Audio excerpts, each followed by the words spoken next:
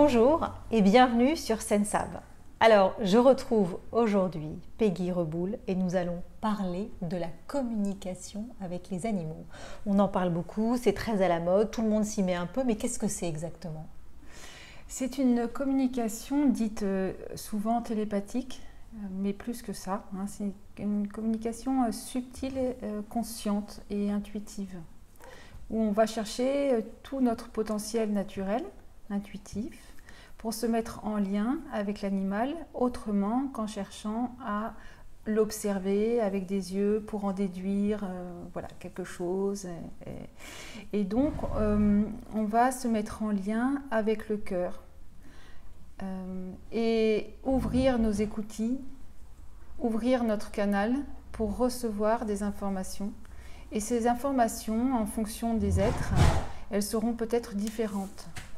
Certains peuvent avoir des ressentis kinesthésiques dans le corps qui ne trompent pas. Comme quoi, par exemple? Si par exemple je me connecte à un animal qui va avoir de l'arthrose, je peux ressentir une douleur dans le pied si c'est au niveau de la patte qu'il a de l'arthrose. Quand on est kinesthésique et qu'on soigne les animaux, c'est vraiment un plus. Alors que, par exemple, moi qui suis clairaudiente, principalement, c'est-à-dire que j'entends comme une forme d'écriture automatique, je vais percevoir des mots, des phrases que je vais retranscrire. Et donc, si je veux savoir si l'animal a mal quelque part, je vais d'abord l'interroger. Il me le dira. Et ensuite, comme initialement, je ne suis pas naturellement très kinesthésique, il va falloir que ça va me demander un petit effort pour vraiment me mettre à sa place et rentrer dans son corps. Imaginez que je suis moi-même l'animal et là, je vais pouvoir avoir ces informations dans le corps. Ensuite, d'autres peuvent avoir des images, uniquement des images. Donc, un cheval qui a mal au pied va montrer l'image de son pied. Voilà. Est-ce qu'il faut une formation pour pouvoir rentrer en contact avec l'animal? Est-ce que vous-même, vous avez suivi des séminaires particuliers ou... Oui, et je le conseille, même si au départ, on est bien d'accord, ce sont des facultés qui sont naturelles chez nous. Mais c'est toujours juste et pertinent d'être guidé et d'avoir quelqu'un qui nous invite à nous détacher du mental pour être canal pur et recevoir les informations. Ça, c'est important, cette guidance. Ensuite, cette communication animale, elle est à la fois simple, mais elle est aussi subtile et très profonde. Et la question de l'éthique va se poser très très vite. Et ça, on ne s'en aperçoit pas au départ. Les gens sont très heureux de pouvoir communiquer parce que tout le monde y arrive. Moi, à l'issue de mes stages, au bout de 2 jours, les gens ont tout de suite leur première connexion, leurs premières informations. Et comme ils sont plusieurs, ils peuvent valider et bien avoir confiance en eux parce qu'ils se rendent compte qu'effectivement, ce n'est pas le fruit de leur mental, ça marche. Seulement, lorsqu'on va avancer dans cette communication, alors il y a des erreurs à ne pas commettre. Et là, c'est bien de suivre une formation pour savoir quelles sont ces erreurs à ne pas commettre. Alors, dans votre livre, vous, Conscience animale, qui est un grand succès, vous donnez un peu un mode d'emploi pour pouvoir nous connecter à l'animal et puis aussi pour monter en vibration. Parce que c'est vrai que ce n'est pas quelque chose qui est inné si on n'a pas un peu des petites idées, des petites pistes. Oui, tout à fait. J'ai remarqué, je fais part de mon expérience et je ne dis pas que c'est la seule et unique voie, mais en tout cas, j'ai remarqué que quand je faisais très attention à mon taux vibratoire, c'est-à-dire à comment est-ce que je pense, est-ce que je suis dans le jugement ou dans le non-jugement, comment est-ce que je me nourris, que ce soit pas, enfin, je ne parle pas forcément de l'alimentation solide, mais qu'est-ce que dans mon quotidien, comment je vis, en fonction de cette qualité de vie, je vais augmenter mon taux vibratoire ou le baisser. Donc si je rentre dans une énergie de colère, ce n'est pas bénéfique à cette communication. Bien sûr. Et en ça, j'essaye de cultiver en permanence cet alignement qui n'est pas toujours facile parce que je suis très humaine et tu vois bien ce qui s'est passé aujourd'hui à la maison.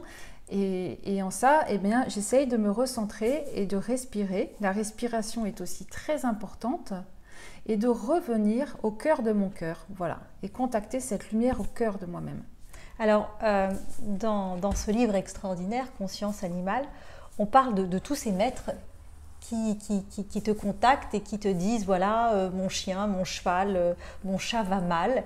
Et en fait, régulièrement, on s'aperçoit que les animaux reflètent un peu nos mal à nous, nos souffrances à nous, et résonnent nos dysfonctionnements. Est-ce que tu peux en dire un peu plus? Parce que ça m'a beaucoup troublée, en fait. Alors, l'humain a cette capacité de se protéger.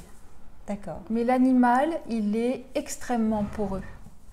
Et des fois, j'entends dire, les animaux guérissent, ce sont des animaux guérisseurs.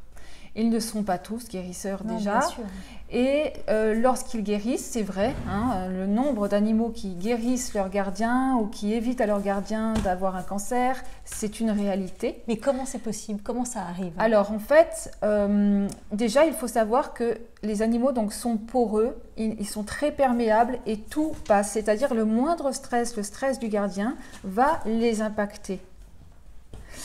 Si le gardien se fait un sang d'encre et qu'il tombe malade ou qu'il a une souffrance, même de l'arthrose, pour revenir sur cette question de l'arthrose, ou mal au ventre, l'animal étant plus ou moins en fusion avec son gardien, s'il l'est véritablement, il ne peut faire autrement. C'est un transfert d'énergie en fait. Et donc forcément, il est lui-même impacté. C'est pour ça que je dis aux gens, mais vous savez, vous n'avez pas besoin de me consulter et de demander un suivi en soins pour votre animal, mais prenez soin de vous et l'animal par sera répercussion, l'animal sera guéri. Oui.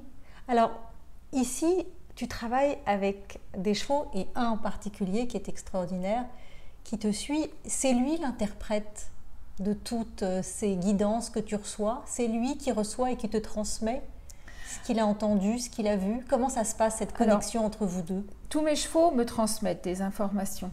Mais lorsque je suis amenée à travailler en thérapie, alors je précise que malheureusement, je n'ai plus le temps de travailler en thérapie directement avec des personnes, mais il scanne la personne et en fonction de la problématique de la personne, il va voir ce qu'il peut faire. Et donc là, il va pouvoir intervenir énergétiquement sur la personne, il va y avoir un soin qui se pose, mais il va aussi me donner des indications. Il peut me dire qu'est-ce qui génère cette problématique. Il peut me donner cette source. Ou autre chose, il peut me conseiller et me dire, bien là tu vois, ce serait pertinent que tu la mettes sur mon dos pour que je puisse lui faire essayer et lui faire comprendre que cette énergie de colère, elle peut la transmuter de telle façon. Et en fait, il m'explique dans les séances comment est-ce que je peux intervenir en interaction entre lui, la personne et moi. Alors, je l'ai expérimenté ce matin. J'avoue que c'est assez incroyable en fait. J'ai pleuré. Je ne pensais pas du tout parce que j'ai aucune raison de pleurer. J'ai pleuré d'émotion, de joie et d'avoir retrouvé cette connexion que j'avais perdue.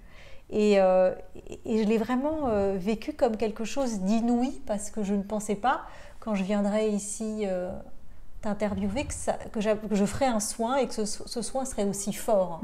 Et en fait, il faut vraiment le vivre pour le croire.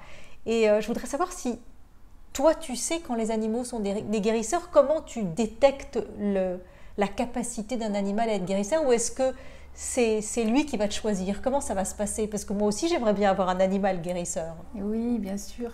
Alors, il y a plusieurs choses. Déjà, il faut savoir que comme les humains, l'animal peut se découvrir sur le tard des capacités de guérisseur. Mais son chemin de vie aura fait que pendant un temps, il n'aura pas développé cette compétence. Et c'est la rencontre avec l'humain, par exemple, et un contexte de vie qui va tout d'un coup lui faire découvrir qu'il a ces compétences-là. Et là, dans les 4 chevaux que tu as vus ce matin, la petite Isa, c'est ce qu'il s'est passé pour elle. Donc elle est arrivée ici en convalescence. On lui a laissé le temps pour elle de se reconnecter à son essence. Et auprès d'Andalous, elle a été formée, il y a eu une transmission et elle a développé ces compétences-là. Mais attention, tous les animaux ne sont pas guérisseurs. Donc chacun va avoir son champ d'activité. Certains vont pouvoir mettre en confiance un cavalier et auront ce désir d'être montés et faire de l'obstacle, par exemple. Et d'autres pas du tout. Et d'autres pas du tout. Et c'est en ça que je dis, cette communication vous permet de mieux comprendre le cheval qui vit à vos côtés et de savoir qu'est-ce qui est bénéfique pour lui ou pas. Moi, si je parle de travail à Andalous, il rit au nez et puis il s'en va en courant. Il me dit, mais même pas en rêve. Donc lui, son bien-être, il s'épanouit dans le soin. Mais est-ce que c'est vraiment un cheval en fait? Alors non, mais là tu soulèves une autre question, c'est-à-dire est-ce que tous les animaux sont des animaux? Ça, c'est la question de la fin pour nous laisser un peu dans une autre dimension. Non, ce que m'explique Andalous, donc lui effectivement n'est pas un cheval, mais il se présente sous cette forme-là pour que je puisse avoir un interlocuteur et pour que les gens puissent le voir. Mais il faut savoir que dans certains corps de matière, il y a des êtres de lumière, mais qui se présentent à nous sous la forme d'un animal. Et pourquoi ils se présentent sous la forme d'un animal? Pour nous aider, pour nous guider, parce pour que être déjà, on n'aurait pas les capacités. Nous, on est tellement peu évolués spirituellement et tellement peu connectés qu'on n'a pas cette faculté tout de suite de se mettre en lien avec un être de lumière. On ne sait pas qu'il est là. Ben non. Donc, il se montre à nous sous cette forme-là qui est parfaitement reconnaissable. Et c'est après que l'on se rend compte que, oh merveille, on a un animal extraordinaire. Qui n'est pas vraiment un animal, mais un être de lumière. Voilà, mais un être de lumière, tout à fait. Merci beaucoup Peggy, c'était un très beau moment, en tout cas de partage. J'espère que ça vous a donné envie d'en savoir plus. Si vous voulez en savoir plus, le livre Conscience animale est vraiment passionnant. À bientôt. Merci Sandrine.